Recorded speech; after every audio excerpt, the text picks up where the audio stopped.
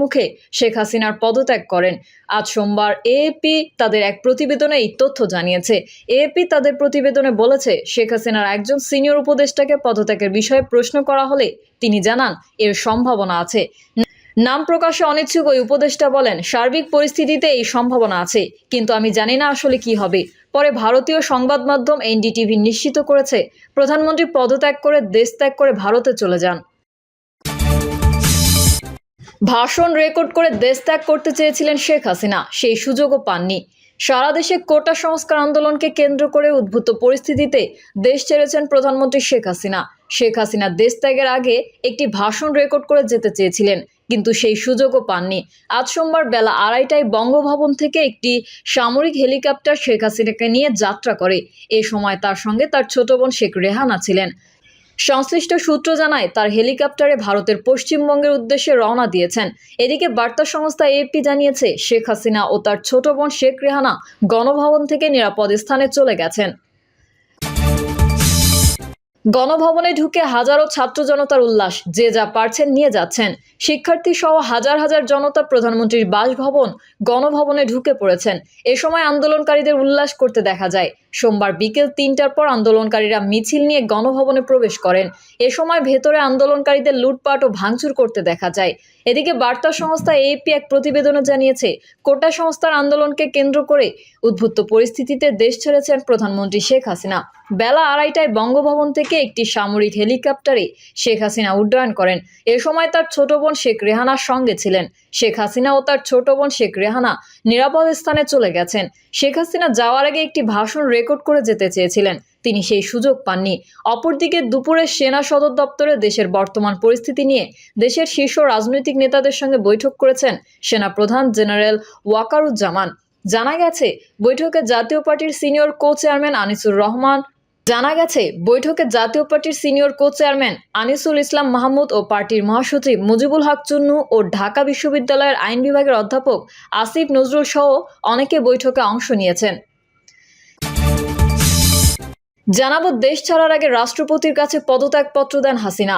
কোটা সংস্কার আন্দোলনকে কেন্দ্র করে উদ্ভূত পরিস্থিতিতে রাষ্ট্রপতি মোহাম্মদ শাহাবুদ্দিনের কাছে পদত্যাগপত্র জমা দিয়ে দেশ ছেড়েছেন প্রধানমন্ত্রী শেখ হাসিনা।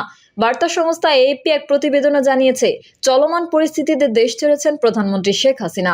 বেলা 2:30টায় বঙ্গভবন থেকে একটি সামরিক হেলিকপ্টারে শেখ হাসিনা উড্ডয়ন করেন। এ সময় তার ছোট বোন শেখ রেহানার সঙ্গে ছিলেন।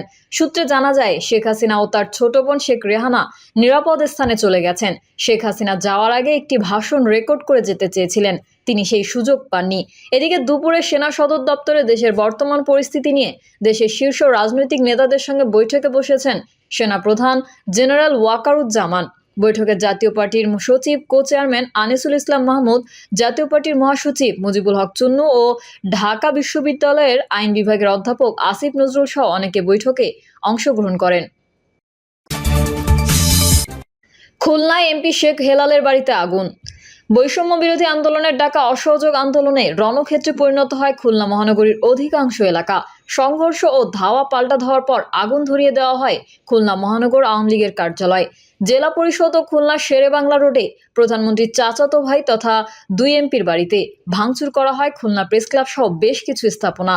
প্রত্যক্ষদর্শী সূত্রে জানা যায়, এক দফা দাবি আদায়ের লক্ষ্যে রোববার সকাল 10টার দিকে নগরীর শিববাড়ি মোড় চত্বরে অবস্থান নেয় বৈষম্য বিরোধী আন্দোলনের ছাত্রছাত্রীরা।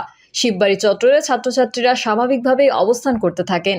বেলা 11:30টার দিকে শিক্ষার্থীদের একটি অংশ খুলনার লোয়ার যশোর রোড হয়ে খুলনা মহানগর আওয়ামী লীগের কার্যালয়ের সামনে দিয়ে যাওয়ার সময় আওয়ামী লীগ ও যুবলীগের নেতাকর্মীরা তাদেরকে ধাওয়া দেন।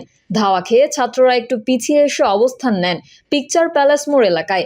এ সময় শিববাড়ি থেকে ছাত্রদের একটি অংশ এসে সেখানে যোগ দেন। এরপর শুরু হয় আওয়ামী লীগের সঙ্গে ছাত্রদের ধাওয়া পাল্টা ধাওয়া। বৈষম্য বিরোধী ছাত্ররা আওয়ামী লীগ নেতাকর্মীদের ধাওয়া দিতে তাদের কার্যালয়ের দখলে নিয়ে সেখানে ভাঙচুর করেন এবং আগুন ধরিয়ে দেন। ছাত্রদের ধাওয়া খেয়ে আওয়ামী লীগের নেতাকর্মীরা ছত্রভঙ্গ হয়ে যান। আওয়ামী লীগের কার্যালয় থেকে বেরিয়ে ছাত্ররা বাংলাদেশ ব্যাংকের পাশের সড়কের টায়ারে আগুন ধরিয়ে দেন। একই সময়ে ছাত্ররা খুলনা জেলা পরিষদে হামলা চালান। সেখানে বেশ কয়েকটি মোটরসাইকেলে আগুন ধরিয়ে দেয় তারা। পরে ফায়ার সার্ভিস ঘটনাস্থলে পৌঁছে আগুন নিয়ন্ত্রণে আনে। পরে আন্দোলনকারীরা মিছিল সহকারে সেখান থেকে গিয়ে মহানগরীর শেরেবাংলা রোডের প্রধানমন্ত্রীর চাচা শেখ আবু নাসেরের বাড়িতে ইটপাটকেল নিক্ষেপ করেন। এর প্রতিক্রিয়ায় বাড়ির ভেতর থেকে গুলিবর্ষণ করলে আন্দোলনকারীরা ভেতরে ঢুকে আগুন লাগিয়ে দেয়। ভাঙচুর ও অগ্নিসংযোগের সময় তাদের বাড়ির সামনে কোনো পুলিশ সদস্য বা নেতাকর্মী ছিলেন না। এক পর্যায়ে তারা গেট ভেঙে ভেতরে প্রবেশ করে ব্যাপক ভাঙচুর চালান এবং ভবনের প্রতিটি তালায় আগুন ধরিয়ে দেন। পরে স্থানীয়রা এসে আগুন নিয়ন্ত্রণের আগেই সব পুড়ে ছাই হয়ে যায়। বিকেল 2:45টার দিকে আগুন নিভে গেলে বেশ কিছু পুলিশ ও এপিবিএনের সদস্যরা বাড়িতে যান।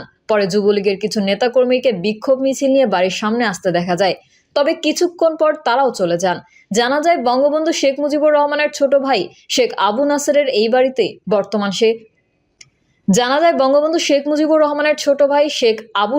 এই বাড়িতে বর্তমানে শেখ সোহেল ও তার ভাই শেখ রুবেলি থাকেন। তাদের অপর দুই ভাই সংসদ সদস্য শেখ হেলাল উদ্দিন ও শেখ সালাউদ্দিন জুয়েল ঢাকায় থাকেন। তবে হামলা অগ্নিসংযোগকালে তারা কেউ বাড়িতে ছিলেন না। দিনাজপুরে বিচারপতি হুইপের বাড়ি ভাঙচুর ও আগুন। দিনাজপুরে বৈষম্য বিরোধী ছাত্র আন্দোলনে অংশগ্রহণকারীদের সঙ্গে পুলিশের ব্যাপক সংঘর্ষ হয়েছে। পরিস্থিতি নিয়ন্ত্রণে পুলিশও এ সময় অসংখ্য টিয়ার শেল, সাউন্ড গ্রেনেড ও গুলি ছোড়ে। এতে করে গুলিবিদ্ধ সহ আহত হয়েছেন অন্তত 30 জন।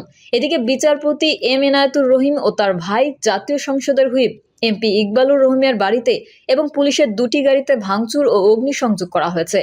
রোববার সকাল থেকেই আন্দোলনকারীরা দিনাজপুরের ফুলবাড়ী বাসস্ট্যান্ড এলাকা ও পলিটেকনিক্যাল কলেজ মোড়ে জড়ো হতে থাকেন। দুপুরে দিনাজপুর পলিটেকনিক কলেজ মোড় থেকে বিক্ষোভ মিছিল বের করেন আন্দোলনকারীরা। তারা সদর হাসপাতাল মোড়ে এলে পুলিশ ধাওয়া দেয়। এতে উভয় পক্ষের মধ্যে ধাওয়া পাল্টা ধাওয়া ও সংঘর্ষ হয়। এ সময় আন্দোলনকারীরা পুলিশকে লক্ষ্য করে ইটপাটকেল ও পুলিশ তাদের লক্ষ্য করে টিয়ার শেল, সাউন্ড গ্রেনেড ও গুলি ছোড়ে।